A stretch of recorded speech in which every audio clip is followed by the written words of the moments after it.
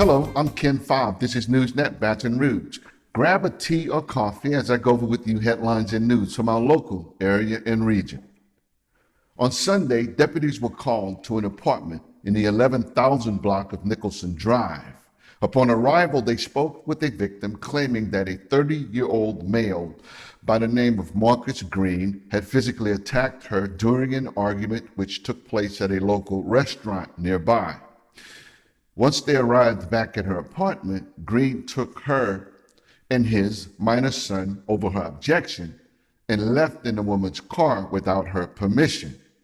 She went on to tell officers that Green even later called her and threatened to harm their son if she called the police. Believing that Green was headed with the child to his family in Woodville, Mississippi, detectives from the East Baton Rouge Parish Sheriff's Office immediately traveled to Woodville, Mississippi. Once there, and with the help of local law enforcement authorities, they were able to locate Marcus Green. 2 minor children were immediately recovered from him without harm, and he was taken into custody without incident. Marcus Green has been charged with battery and kidnapping. A Baton Rouge man has been arrested and accused of shooting a victim during an argument on Sunday night.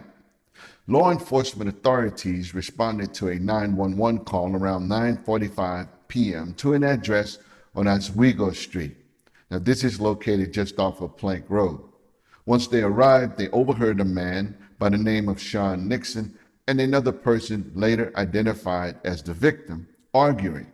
After Nixon was eventually taken into custody, it was discovered the victim had sustained multiple gunshot wounds to his legs and to one of his hands. He had to be transported to a local hospital for treatment. Meanwhile, Sean Nixon eventually admitted to shooting the victim during their argument before the police arrived.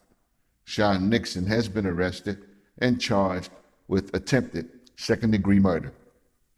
As a result of the mass shootings in Texas and Ohio recently, the Life Share Blood Center station near the Bass Pro Shop and the Walmart in Denham Springs has had an influx of volunteer blood donors coming in to donate blood.